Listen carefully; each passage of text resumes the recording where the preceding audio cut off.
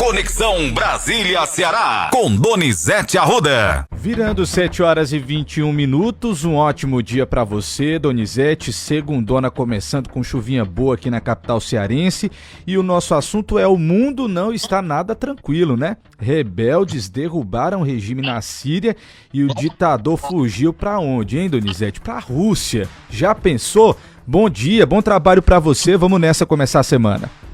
Bom dia, Matheus. Olha, o Bashar Assad, o governo dele tinha 50 anos. Pai dele, 26 e ele 24. Essa guerra civil já tinha uns 10 anos, né, Matheus? Por aí, Donizete, 500 mil mortos, por baixo, assim, segundo as autoridades internacionais.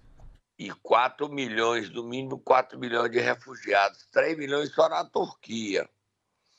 Aí, o que aconteceu? Quando ninguém mais acreditava que ele fosse cair, a Rússia entra na guerra contra a Ucrânia e vai cuidar de sua guerra. Aí ouviu a história do atentado lá do Hamas. O Israel declara guerra ao Hamas, declara guerra ao Hezbollah, quando matou todos os chefes, líderes do Hezbollah no Líbano, que é a milícia xiita, e declara guerra também ao Hezbollah, e o Hezbollah fica sem líderes. E aí, não satisfeito, Israel destruiu os chefes do exército, que é a Guarda Revolucionária. Eram os aliados de Bashar al-Assad. Em 10 dias ele caiu, sem um tiro. Houve um acordo semana passada no Catar entre a Rússia e a Turquia. A Turquia é quem apoia esse grupo HTS. O nome é difícil, abrasileirado. Organização para a Liberdade do Levante. Levante é Oriente Médio, que a Síria fazia parte lá no século passado, certo? Certo. É o HTS, o nome é feio, né? Hayat Tahrir al-Sham. São os jihadistas que faziam parte do Estado Islâmico, mas hoje ficaram mais conservadores. A cidade está tudo foi ocupado, eles já dominavam a cidade de Idlib, e lá nessa cidade ele não tem nada de mais moderno não, viu, Matheus? Não, Donizete, eu imaginei que eles fossem ser mais moderados. Alguns especialistas disseram, pode ser que sejam mais moderados, outros já disseram quase que impossível, porque parece que esses rebeldes, eles também são aliados ao Hamas, né? Foram aliados do Hamas, e aí essa divisão, torcendo pela moderação, mas acho que não, né, pelo visto. O homem forte da Síria, o nome dele é Abu Mohamed al-Golani. Ele foi preso na época da guerra do Iraque, Abu Ghraib, da cadeia daquela prisão. Ele foi preso. E ele, Abu Mohamed al-Golani, ele foi preso pelos Estados Unidos. Ele é considerado terrorista, tanto ele quanto a organização dele, HTS. Então ele passeou pelas ruas de Damasco ontem e há muita indefinição. O Trump disse que o problema, a Rússia não teve mais interesse na Síria e abandonou a Síria, e que os Estados Unidos não vai se envolver. Agora, os Estados Unidos ontem bombardeou a região central da Síria. Essa insegurança, Matheus, a gente está falando isso por quê? Porque essa insegurança aumenta o preço do petróleo, né, Matheus? Sem dúvidas, mexe com tudo, né, Donizete? E há uma indefinição completa. Qual é o futuro da Síria, Matheus? Essa é a pergunta que fica, né, Donizete? Como é que vai ficar a situação da Síria? Qual o futuro da Síria? Vamos acompanhar. Próximo assunto, Matheus. Agora, 7 horas e 26 minutos, ainda falando sobre assuntos internacionais, Donizete, mas dessa vez envolvendo diretamente o nosso país, vamos falar sobre o acordo entre o Mercosul e a União Europeia. Muitos impactos positivos, mas ainda muita oposição, né? Saiu o acordo, pelo menos. Saiu. E é um avanço. Vamos ouvir o presidente Lula falando sobre esse acordo. O acordo que finalizamos hoje é bem diferente daquele anunciado em 2019. As condições que herdamos eram inaceitáveis. Foi preciso incorporar ao acordo tema de relevância para o Mercosul. Conseguimos preservar nossos interesses em compras governamentais, o que nos permitirá implementar políticas públicas em áreas como saúde, agricultura familiar, ciência e tecnologia. Tem mais, tá, Donizete? O presidente falou mais. Vamos ouvir. Pepe dizia, e eu repito, sou do Sul e venho do Sul. A esta Assembleia carrego inequivocamente aos milhões de compatriotas pobres nas cidades, nos desertos, nas selvas, nos pampas, nas depressões da América Latina, pátria de todos que está se formando. Presidente Lacaille, desejo-lhe felicidade em seus novos caminhos a partir do próximo mês de março. Reitero as boas-vindas ao companheiro Orsi, assegurando que o Brasil continuará a caminhar lado a lado com o Uruguai. Desejamos sucesso à presidência do turno da Argentina, que se inicia agora. Desejamos o Mercosul é e continuará sendo componente central da inserção internacional do Brasil. Contem conosco para fortalecê-lo ainda mais. Muito obrigado. Matheus, a França continua resistindo a esse acordo, né, Matheus? Continua resistindo, Donizete, e segundo informações, está articulando com outras nações essas ressalvas que eles têm aí ao tratado, Polônia, Itália, Países Baixos, Áustria. Está tentando aí reverter essa situação, viu? A França está vivendo uma crise política e os agricultores, que só são 2% do país, ficam criando esse barulho. Agora, se eles perderem essa chance aí, nunca mais, né? A Europa vive uma crise sem precedentes. E eles têm um problema muito sério, qual seja, a chegada de Donald Trump agora em janeiro ao poder, Trump não vai meter a mão no bolso para pagar a conta dos europeus, não. Ele tem repetido que os europeus que banquem sua conta. Se houver invasão da Rússia à Europa, Trump disse que não está nem aí. O mundo vive um momento muito conturbado, Matheus, muito tenso, muito indefinido, né? Pois é, Donizete, Complicado. deixa eu filosofar aqui com você, não sei se você vai concordar comigo, mas depois de toda a globalização, parece que os países agora estão querendo se fechar mais, né, Donizete? Estão ficando mais protecionistas. Querendo garantir a economia deles e essa garantia não tem como numa globalização, não. Mas vamos ver. Próximo assunto, Matheus. Vamos lá, vamos mudar de assunto, Donizete, e falar já de eleições 2026, porque tem gente já sendo testado para o cargo de presidente, é isso mesmo? Olha, o jornal o Globo deste domingo traz uma notícia na coluna mais importante do jornal, que é o Lauro Jardim, que o PT e o Palácio do Planalto já começaram a testar o nome de Camilo Santana como opção para presidente da República. Olha a bomba, morta. Só tomar. Sério, Donizete? Você não tinha me contado isso? Conte mais detalhes aí. O Camilo, o Lula não acerta a sua candidatura e o Lula trabalha dois nomes. Um dos dois será o candidato dele se o Lula desistir, apesar da pressão do PT ser muito grande para que o próprio Lula dispute a reeleição. Só que o Lula tem 80 anos, vai ter 81, e o Lula está cansado. E não queria ser mais candidato. As informações, o Lula queria descansar, ter uma vida mais comum, já se sente vitorioso, porque saiu da cadeia e virou presidente, derrotou o Bolsonaro. Ele não queria ser candidato a presidente. Certo, Matheus? Certo. E aí, a opção A, plano A, é o Haddad, o plano B é o Camilo. O Haddad vive uma dificuldade enorme, que é o ajuste fiscal, muitas resistências. Já já a gente fala, o PT fez uma reunião neste final de semana e o Lula, mesmo dizendo que não é candidato, numa reunião por videoconferência com o PT, ele colocou o ministro das Comunicações, Paulo Pimenta, na frigideira. Você viu, né, Matheus? Vi, Donizete, ainda é manchete no Estadão de hoje que diz assim, ó: Sedônio Palmeira, ex-marqueteiro de Lula, é nome forte para a Secom. E agora, Donizete, vai demitir Paulo Pimenta?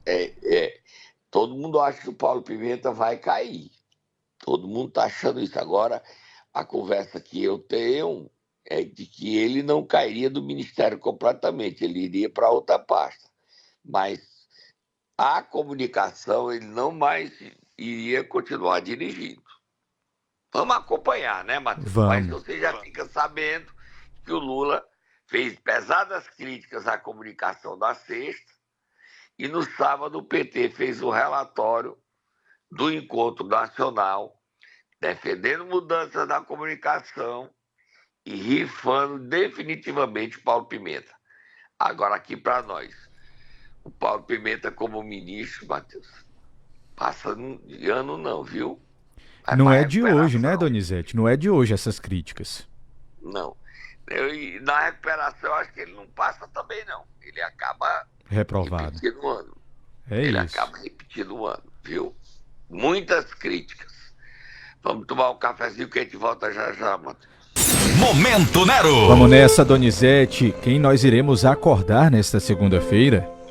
O deputado Danilo Forte, que está numa guerra pesada contra um dos itens do ajuste do governo Lula, que está no Congresso Nacional, um projeto do líder do governo, Zé Guimarães, de acabar, na prática, o BPC, Benefício de Prestação Continuada. O Danilo disse que não passa não, e o Guimarães sabe disso. E a briga, quem lidera essa rejeição no Congresso é Danilo Forte, cearense que assumiu essa bandeira. Vamos lá, Tata, acorda o Danilo.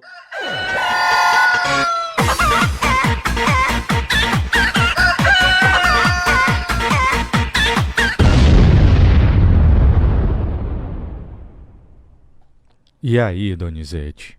Briga feia, né? Olha, o Danilo, a proposta de ajuste do governo Lula foi apresentada pelo deputado Zé Guimarães. Ele pretende reduzir em 15% o valor da emenda, dá 7 bilhões e meio. Ele tira dinheiro dos fundos constitucionais. O Distrito Federal está em pé de guerra, o FNE, o BNB perde dinheiro, isso não é aceito. E só no Ceará, 600 mil idosos e pessoas com deficiência são atingidas perdendo esse benefício. O Danilo Forte, ao ler o projeto, detonou e assumiu a bandeira contra o BPC. E ele não ficou só falando nos bastidores, não. Ele expôs a cara, teve coragem e detonou esse projeto do Zé Guimarães. Como é que o Zé Guimarães, que é destaque também nesse domingo no Globo, Matheus, dizendo que o governo Lula dá como certo sua candidatura ao Senado, certo? Na mesma nota, mesma coluna que fala da candidatura de Camilo à presidência, quer ser candidato ao Senado, defendendo o fim do BPC. O Danilo não alisou, não. Bota ele falando aí, Matheus. 2 em cada 3 cearenses aposentados no interior do estado recebem o BPC, que é o Benefício de Prestação Continuada. Ele vem embasado na Constituição Federal, no seu artigo 203, no inciso 5º, a garantia de um salário mínimo de benefício mensal à pessoa portadora de deficiência e ao idoso que comprove não possuir meios de prover a própria manutenção ou de tê-la provida por sua família, conforme dispuser a lei. O estado do Ceará tem um povo pobre. Nós temos no Ceará mais famílias no Bolsa Família do que trabalhadores trabalhando com carteira assinada. Então, diante disso, vi essa proposta do governo, assinado pelo deputado federal José Guimarães do PT, rasgando a Constituição, desprezando os idosos e as pessoas com deficiência que não têm condições de viver, porque não tem base financeira quem o sustente, isso é um absurdo. E nós não vamos permitir. Tem mais, hein? Vamos ouvir?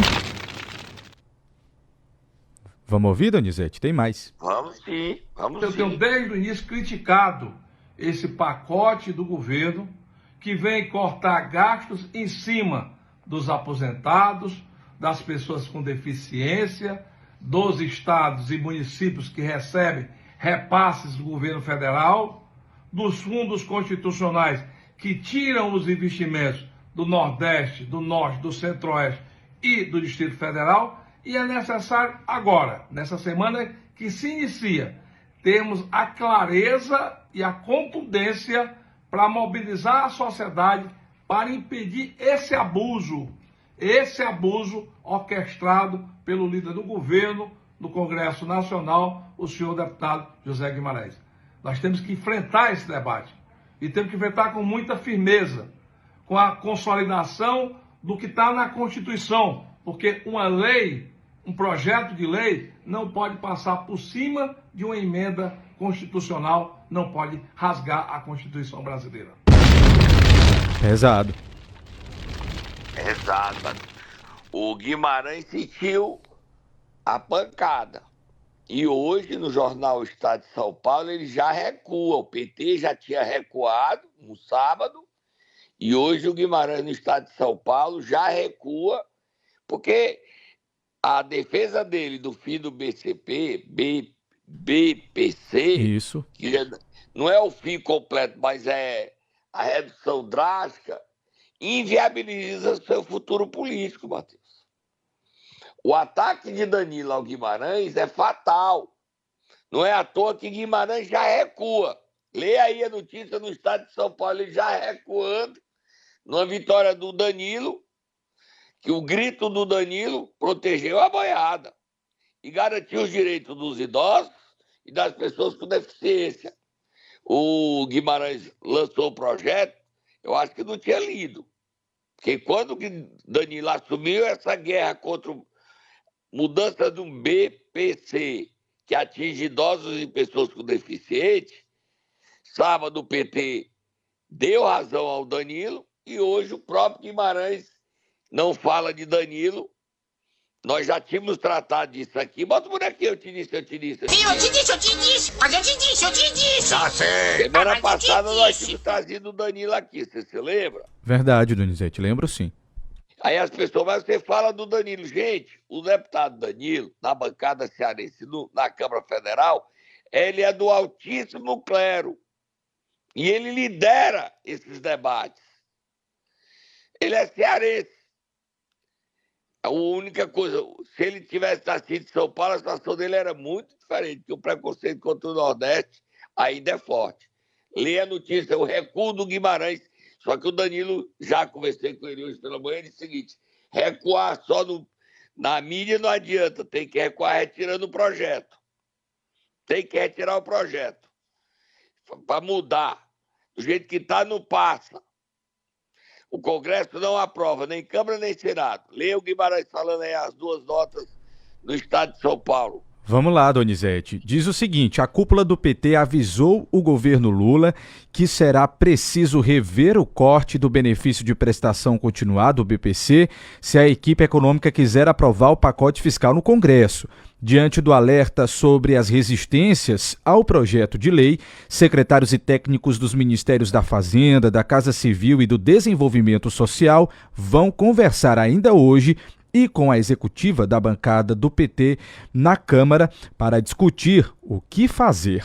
Nos bastidores, o governo já admite mudanças na proposta. Durante reunião do Diretório Nacional do PT no sábado, as restrições previstas para o pagamento do BPC, que hoje corresponde a um salário mínimo por mês a idosos de baixa renda e portadores de deficiência, foram chamadas de crueldades tecnocráticas. Sem chance, diz a nota do Estadão. A portas fechadas, o líder do governo na Câmara, José Guimarães, disse que não dava para deixar o problema atrapalhar a tramitação do pacote fiscal no Congresso. Abre aspas. É claro que nós vamos reformular a questão do BPC, fecha aspas, garantiu Guimarães, Donizete. Tem mais aí, ajuste. A equipe econômica ainda se debruça sobre os números para definir um novo pente fino no benefício, que consumiu 110 bilhões nos últimos 12 meses até outubro. Abre aspas, eu fico enjoado com esses tecnocratas de três pontinhos, tá, Donizete? Que inventaram as medidas do BPC, fecha aspas, afirmou Walter Pomar, da corrente Articulação de Esquerda, na reunião do PT, e foi aplaudido. É, amigo, o negócio tá pesado, viu? Ah, que clima tenso, hein? O Guimarães disse o seguinte, é claro que nós vamos reformular a questão do BPC, mas se o Danilo não dá esse grito, poderia ter sido outro, poderia, mas quem liderou a defesa não as mudanças no BPC foi Danilo Forte. Você se lembra que nós colocamos ele aqui semana passada, ninguém falou nacionalmente, você se lembra disso? Lembro, mano? verdade, Donizete. E ele já está em Brasília desde ontem com a reunião para mudar isso. O Haddad vai chamá-lo para negociar. É a diferença de ter um deputado com moral e liderar bandeiras a favor do povo, né, Matheus? Do interesse pessoal. Sem Aí dúvida. ele está defendendo quem precisa. Milhares de cearenses que vivem e sobrevivem com esse benefício, que é o salário mínimo. E aí o Danilo fez um ataque na defesa das pessoas. O PT foi até mais ofensivo. Chamou os autores da proposta de tecnocratas de M, né? Exatamente. E disse que as medidas são crueldades tecnocráticas. Ou seja, esse ataque do PT à proposta de Fernando Haddad atrapalha seu projeto de seu plano B de Lula e aumenta a cotação de Camilo Santana. Ok, Matheus? Ok, estamos observando tudo, hein? E o Camilo Santana é que tá muito sorridente. Na sexta-feira, ele foi a estrela do casamento da filha do prefeito eleito de Fortaleza, Evandro Leitão, tá? O casamento foi na Igreja do Líbano, com o médico do Cariri, Francisco Furtado, e a médica Cecília Leitão, casaram, o Camilo foi a estrela. Estava lá toda a classe política cearense.